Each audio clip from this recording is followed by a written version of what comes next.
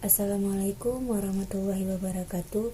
Saya Akila Fadia dari kelas Biologi Perikanan 01 ingin mereview jurnal, di mana jurnal yang saya ambil yang berjudul Biomonitoring sebagai alat asesmen kualitas perairan akibat logam berat kadmium pada invertebrata perairan.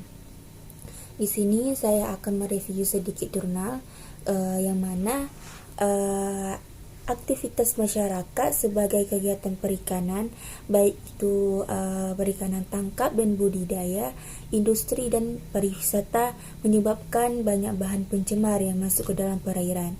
Pencemaran perairan ditandai dengan adanya perubahan sifat fisik, kimia, dan biologi perairan.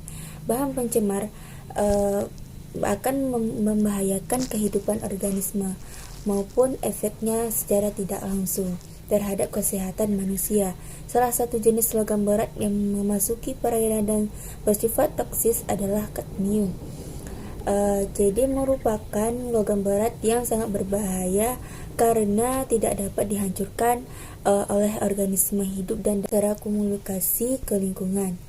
Terutama mengendap di dasar perairan, membentuk senyawa kompleks bersama bahan organik dan anorganik secara absorpsi dan kombinasi. Sebagian besar logam diketahui bersifat toksik atau racun, dan sebagian diantaranya dilepaskan ke lingkungan dalam jumlah yang dapat menimbulkan risiko pada kesehatan manusia. Istilah logam sendiri dideskripsikan atau dibedakan dari non-logam karena karakteristik fisiknya sebagai bahan terpanas dan listrik. Logam berat juga merujuk pada elemen logam yang memiliki kepadatan yang tinggi dan bersifat toksik pada atau racun, bahkan konsentrasi yang rendah. Kemudian langsung saja, kematian ikan pada unit toksisitas akut diduga karena nisaknya organ-organ pernafasan seperti insang. Insang merupakan organ yang sangat berperan dalam mengatur pertukaran osmoregulasi. Pertukaran gas tersebut menjaga keseimbangan pH dan ekskresi nitrogen. Kemudian organ insang yang bersentuhan langsung dengan media air menyebabkan insang sendiri sangat berpeluang terkontaminasi toksikan. Kemudian gangguan terhadap kinerja insang sendiri terhadap ikan uji terlihat dari meningkatnya.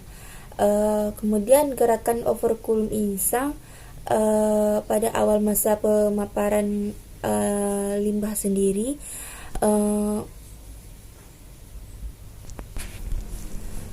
pencemaran logam berat mengancam lingkungan perairan dan penghuninya ketika konsentrasinya melebihi batas aman. Logam berat menyebabkan toksisitas pada ikan karena sifatnya tidak dapat terurai secara hayati dan persistensinya yang lama di lingkungan.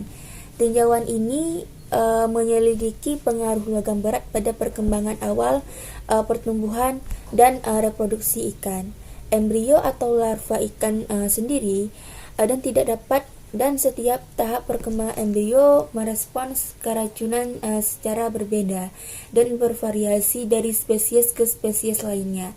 Jenis logam dan cara kerjanya, konsentrasi logam berat, dan waktu pemaparannya.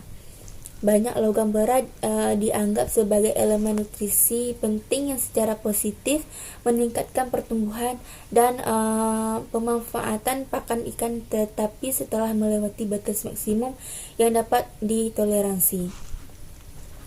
Logam ini tidak hanya membahayakan kesehatan ikan, tetapi juga bagi konsumen manusia dan gangguan sistem ekologi. Reproduksi sangat penting untuk semua hewan, dan kinerja reproduksi yang sukses di antara penentu kelangsungan hidup yang paling penting di tingkat spesies.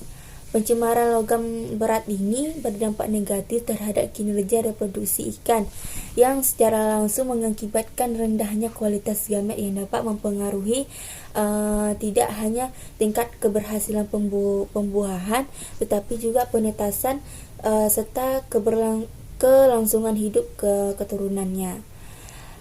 CD merupakan logam berbahaya yang berpotensi mengakibatkan beberapa disfungsi proses reproduksi ikan.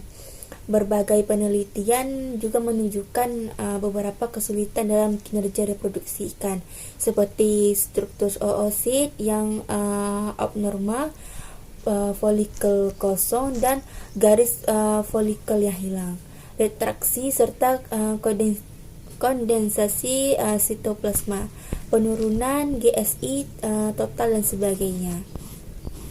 Selain itu, toksisitas CD menyebabkan penyusutan lobulus spermatica dan fibrosis pada testis, penurunan motilitas dan viabilitas sperma, serta penurunan tingkat pembuahan. CR telah dianggap sebagai salah satu logam berat yang paling kuat secara biologis karena efek destruktif sumatifnya pada organisme hidup.